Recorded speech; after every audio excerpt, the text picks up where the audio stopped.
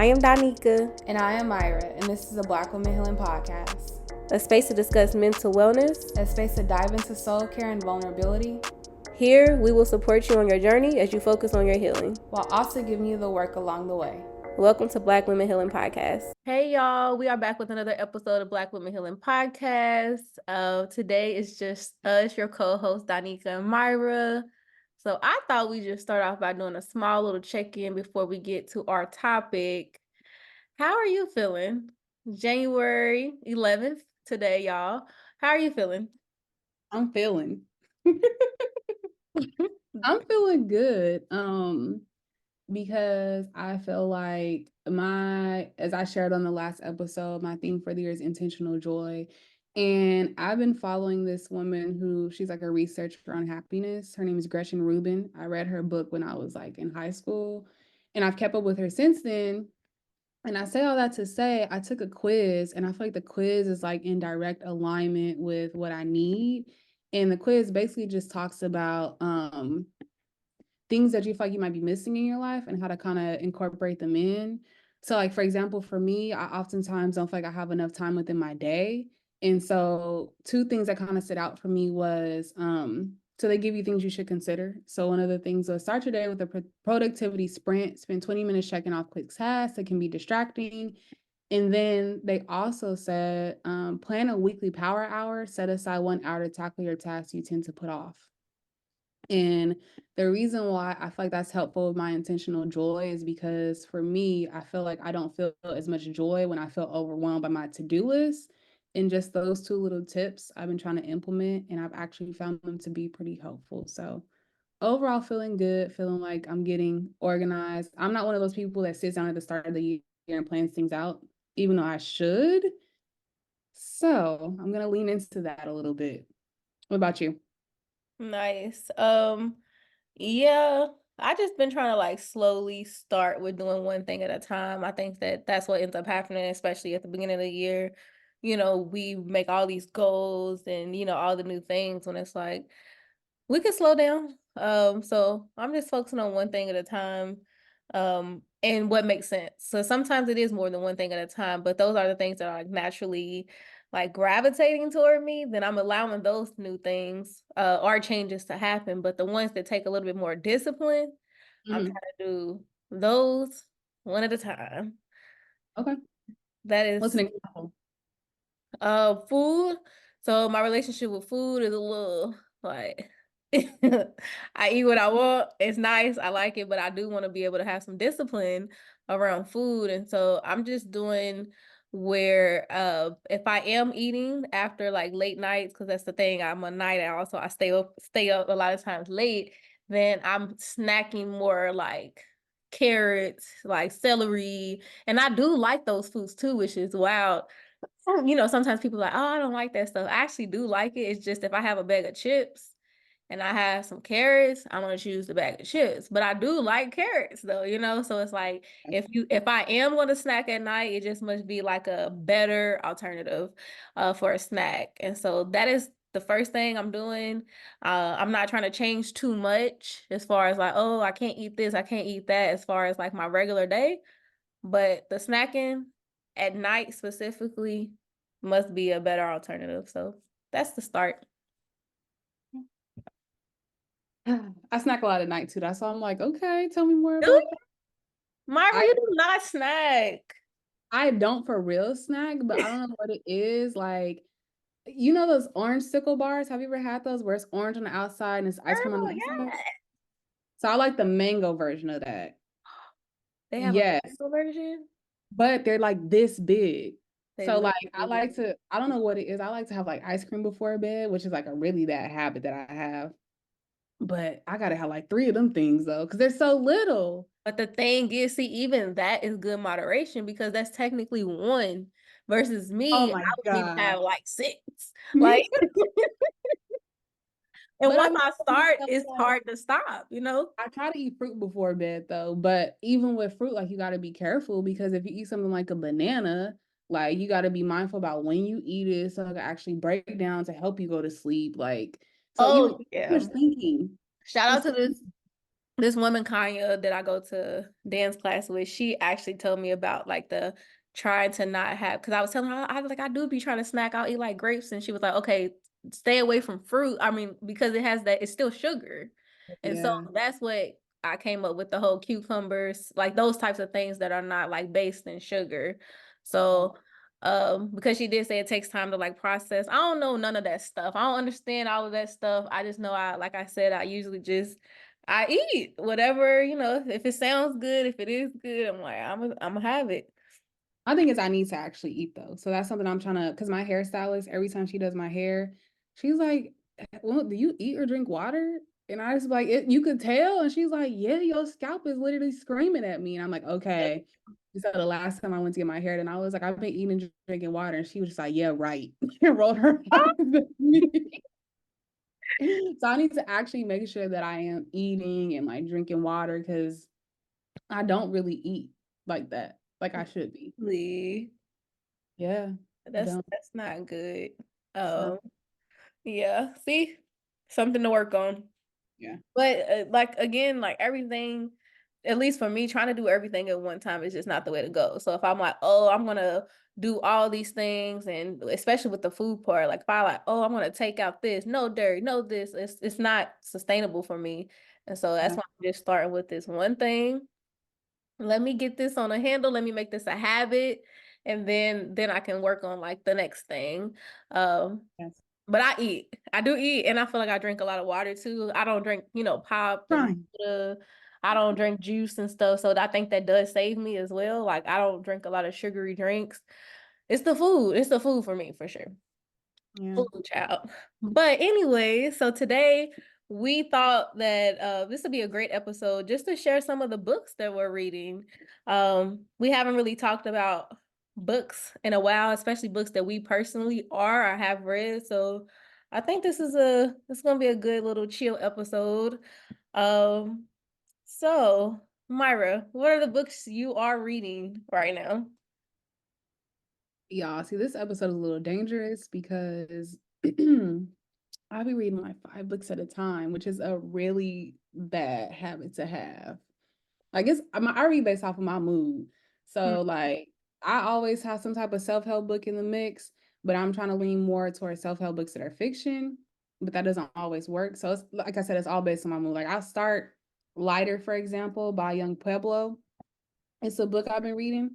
And I like it because it asks you questions that are thought-provoking. So to give you a passage, it pushes you to reflect. Like, for example, one of the reflection questions: in what ways do you make things harder for yourself? What is your relationship with change? When you resist it, do you see how your mind bursts into tension? Does your ego want control? How has your past influenced the way you react? So, see, questions like that, sometimes I don't want to do that, but sometimes I'd be really into it. So, I would say that this is definitely a book that I have in rotation. My clients seem to love this book. Like I'll start reading it with them and they'll be like, yeah, Myra, I kind of finished the whole thing. And I'll be like, damn, I'm still in chapter 3. But they like it because they say that it is a book that helps you to really reflect on things that you probably haven't really thought of or gave much attention to in your life. So that's a book I've had in rotation for a minute. You want me to go through all the books? I mean, if that's what you're really reading, I mean, that is the point of the episode. Don't, I mean, I guess we can go back and forth. I'm Yeah, not, I don't want y'all to judge me because like I said, I got a lot of books that I'm reading. I have like 4 right now in rotation. we'll go back and forth because Yes. I'm technically reading 3, but the way, like, how I do mines is a little different. They're not technically all books like you read. Like, so I You have have a a devotional like devotional. Yeah, I have a devotional. I have a real like a book. Like this is more like self-help. And then I have like a workbook.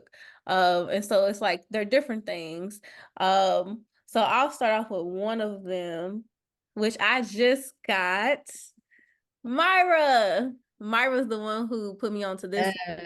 So this is the devotional by Iyanla. And it's called Until Today, daily devotionals for spiritual growth and peace of mind. And Myra actually sent me this last year and was like, you right, y'all are on to some stuff. I was like, I told you. But I hadn't seen this one. So I was like, oh, this is perfect. And so I've been doing this daily devotional. It's very simple. It doesn't even like, usually with devotionals, I'll try to journal with them, but sometimes it don't make sense. And I like that it's not like a force of like, journal about this afterwards and stuff like that. It's literally just a page, and they're only 1-page devotionals. And they're not even necessarily drawn from like scripture, because I think sometimes we think of devotionals as being very derived from scripture. But no, it's just like small. I'll give you, like yesterday, this hit for me. It said, life will work for me when I realize the experience of my faith keeps my faith alive. And then it kind of just, the whole page just does go into detail, but basically it really was just saying that a lot of times, we don't have faith that things will work out, when really a lot of times we actually have experience and we have faith, meaning like we actually do go through things that literally show us that you should have faith, because these things have came true for you, if that makes sense. So for instance, that's like me as a child, I didn't think that I would be where I'm at right now. And as far as like, at least for me, I never dreamed of moving anywhere, to be honest. And so my experience shows that it can happen, because it has happened. So I should look at my experiences, but also I should have faith in the things that haven't happened yet. I don't know if it's hitting for y'all, but it hit for me. And so that was the one yesterday. But yeah, sometimes I journal about them afterwards, and then sometimes I don't.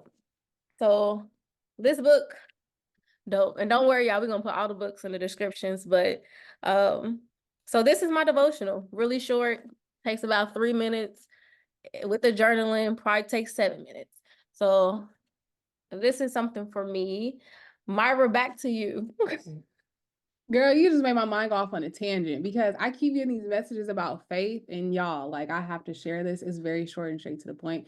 But I feel like I've had conversations about faith every day since. So I watched online sermons, and what they said in the sermon was having faith the size of a mustard seed. It's not about having small faith. It's about having faith that will blossom and grow. So like hearing you say that, and then even me thinking about that message and how literally I just told a client yesterday, I was like, why does this message of faith keep popping up? And I think it's me being pushed to really just have faith and know that, no matter how much faith I have, that it'll blossom and grow. So as you were reading that, I was like, oh my gosh, okay, I get the message. You It's been sent to listening? me every day since this sermon. Wow. Yeah, no, I like that too, that explanation of like the mustard seed, because people do think like, oh, it's because it's small, but actually it's showing that like it grows and blossoms. I love that. Yeah. Yeah. You listening? Yeah, I'm listening.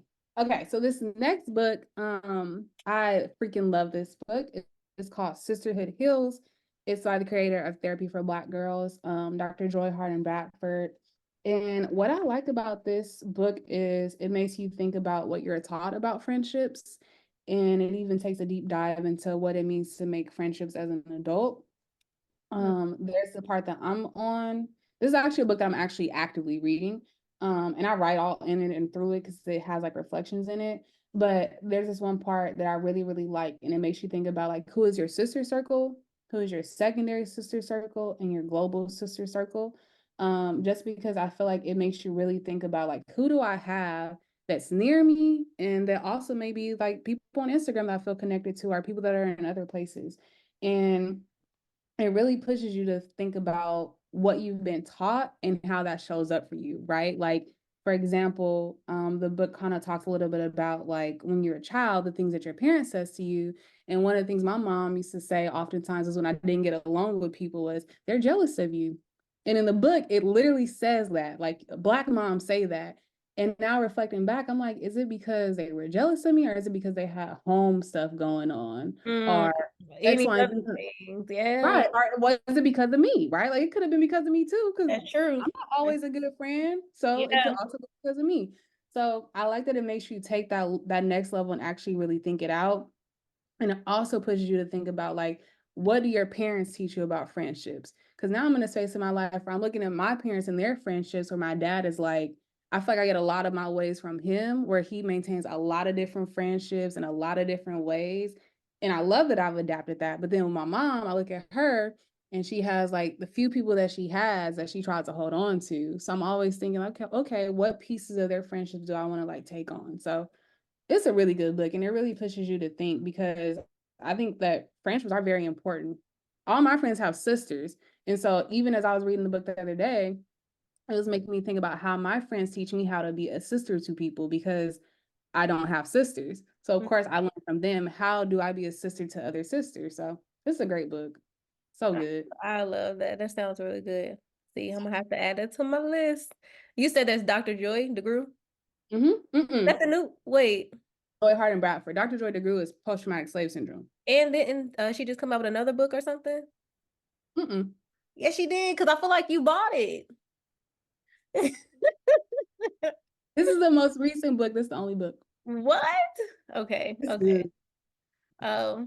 But yeah, no, that does sound really good. Oh my goodness. Having friends and continuing to want to explore how to be a better friend is it's a journey. It's a journey. And it's to be honest, it's a self-inflicted journey, because technically you don't have to do it, right? It's you want to be better.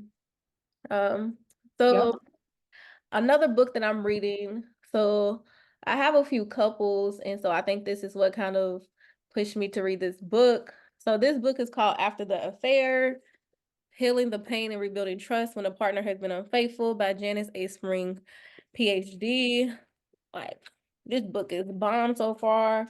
I'm only on chapter 3, but really it's just breaking down the dynamics of like what happens when a partner is unfaithful, and how to move past it, and where it derives from, and how, and its differences of where it derives from.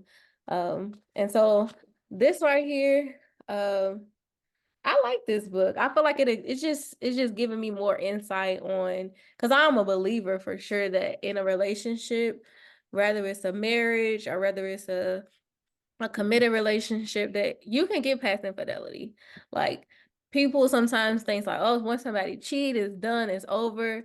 I disagree. I don't think so. And I do think that, a lot of relationships depend on people to do like everything. And like, we're human. We're going to make mistakes. It might not look like infidelity. It might be something else, betrayal, money stuff. It's all types of reasons. But this book specifically focuses on infidelity. I just feel like I'm learning a lot. And so I like this book. I think it's good and you as a couple too, you can read this as a couple together. You don't have to be like a therapist or anything, and you'll be able to like get some stuff from it. Yeah, I've So heard good things you heard about this? about it. Yes, it's good. So that's an actual read though. Like, I have to, it's chapters. You got to read that one. Okay, back to you. All right. So this book, I kept hearing about it. It's called "You Made a Fool of Death with Your Beauty," and I've been in so many conversations of people talking about this damn book. And I had went to one of my favorite bookstores, the Salt Eaters over in Inglewood, and the owner was like going crazy over the book, like screaming and shouting. She was like, "If you're gonna read something, like, you gotta read this book." And she says that about every book, but she don't be as excited. So the fact that she was that excited, I was like, okay, because I'm like, girl, you always tell me I gotta read a book. But so anyway, I haven't really dove into the book. That's my plan this year. But my best friend had got the book also, and she was like, girl, I read that book in 2 days. And then everybody else I know that has gotten the book, they're like, you gotta read it. But it's supposed to be like a Black romance novel. So I'll keep y'all updated on how it goes. But really good reviews. So we'll see. I don't We know. shall. Yeah. I think what's very interesting too is like a lot of your books you can read with your clients, all right? I feel like a lot of my books I can read with my clients, but I typically don't have the clients who want to do that. Or let's say I feel like I've told you before, like, we'll start a book and then they'll keep forgetting to read their chapter or whatever. It's so wild that your clients actually read the books. And I think it just goes to like how we attract clients different. Like, they need different things. And like your clients, that's probably a way of their healing is through books. And so is yours, right? But we read in session too. Like if my That's client what comes I'm saying. Yeah. like I didn't read my book, I'm not a therapist. I'm always like this. If you didn't do your homework, we're gonna do it together. I'm gonna hold, and I always tell my clients, I'm gonna hold your hand so it don't need to be held no more. So if we didn't do homework, that's how we're gonna start our session. We're gonna read the book. And they always make fun of me. Like I've heard this from every client. This feels like the third grade, but I'm gonna do it. They never do that again where we gotta read it in session because they're like, I don't want to do this. Like I really want to read this book, but like my bad. I'm gonna make sure I read it. So I'm like, okay.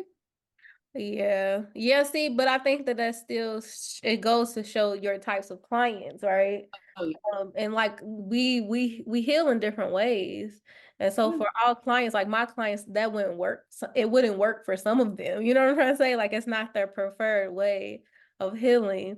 But the reason why it works is because that works for them. And they actually, even if like you just said, they forgot to read, they want to and they like to like heal from the Yeah. words or being able to. Video therapy. It's a Yeah, thing. no, it's most definitely a thing. But yeah, I haven't had that success in my sessions where books have been a heavy thing. Um, yeah, but okay, so this is my last book that I'm reading. That's not a book technically. So this, and you'll see the theme. This is a couples therapy workbook. So this is literally just like a whole bunch of different exercises. There are some words of like reading and all that, but it's overall just like different exercises and ways to improve communication. Oh my goodness, this is a really good section in here that talks about um resolving different views in financial matters and stuff like that. And I bring that one up just because I feel like a lot of times with couples do not talk about money. Like, oh my goodness. And it just gives like an actual like breakdown of a way to talk about money, right? Like it gives like it's literally worksheets. And Mhm. I think it's super helpful because a lot of times we as we're talking about it, um it's helpful, but to actually have like a worksheet of like, here, take this, and you have like an example of what you should do and a way to already talk through it, I think that it's even more helpful. So again, I don't think this has to be for people who um are married or anything. Like anybody who's in any type of committed relationship or relationship in general, all this stuff is helpful. Um, and so that's my last one. Hmm. Another good author just to check out is Omar Tyree, if you're familiar with Fly Girl. And I think that Yes. his books are good because they also provide some healing. So if you think about Fly Girl, for example, I believe that's the book where the girl struggles with the relationship with her mom and dad because her mom and dad end up divorcing. Her dad ends up getting, I mean, her mom ends up getting like a new boyfriend. So it's a lot of like mother wound stuff and her trying to figure out how to navigate it, although it's very blackity black. It's a very black book. Um, and it's also very juicy and interesting. But again, going back to like healing in books, like I don't feel like self-help books have to be the end all be all, but reading books like that are also healing. And Absolutely. even if you have like a favorite book from like childhood, I always make my clients when they're having a hard day, tell me your favorite movie and book from your childhood. Which one are we revisiting? Mm, And they're always like, that was actually very like powerful to do that. Like watching Miss Doubtfire or like reading that book that was like, silly as a kid, but felt good. So I agree. Yeah. yeah. I don't even remember. I know I read that book for sure, but I don't even remember what it was about. But I think too, like, so what I've noticed is that in different chapters of my life, I'm interested in different types of books. Oh yeah. So it's like right now, what I've noticed, and I think it's because I've been in this solo private practice piece for so long, and I haven't had anybody teach me anything. So So you I'm do. wanting to learn. Like I want to know more information. And I also haven't done a lot of trainings. And so it's just been me and my sessions for the last few years. Every now and popping in. I feel like you've hosted like some stuff, the CEUs and stuff like that. And I love that stuff because I feel like I get to learn. And so I Yeah. think my chapter right now is like really like I want to learn. Not because these are technically all self-help books, but some of them are not necessarily for me, but for the work that I do. And Yeah. so that's what I've noticed like in this chapter versus like in school or even right after school. I wouldn't want to read this shit. I would not want to read this. I would be like, get it away from me now. Like, give me those types of books, like the ones you're talking about, stuff like that. Um, yeah, I think we go through different chapters of the stuff we're interested in. So I'm reading training books too, y'all, but I didn't feel the need to mention that. I'm mainly focused on, well, I'm really interested in like IFS work. So reading like different things about like easy ego states. That's like what I'm like reading on the side. I pick at it like here and there, but it's what's not IFS? Why? What is IFS? internal family systems. Is that what it is? IFS? I feel like it's It integrative. focuses on ego state. So I can't think of like the wording that they use, but I Oh, yeah, was you're right. Internal family systems therapy. yeah, because on your MacBook you can download PDFs of books, which is what I typically do because it's easier to read with clients. Um, so I was just looking, and one of my books is Easy Ego States and just like easy interventions to do with clients. So I'm reading some too, but it ain't the top of my list. Fair enough. Fair enough. Okay. So back to you for the rest, because I don't have them is the only things that I'm engaging in, because too much, and I will never read any of this stuff if I keep adding stuff to this list for myself. So I know this is where I stop until I'm done with these. That's where I stop too. What I will say is listening to things is also something I've been leaning really heavily into. And I really enjoy something I had heard from the Budgetnista, which I want to take into my year and for y'all to kind of take too, is that when you are interested in doing something better for yourself, making sure you make time for it every week.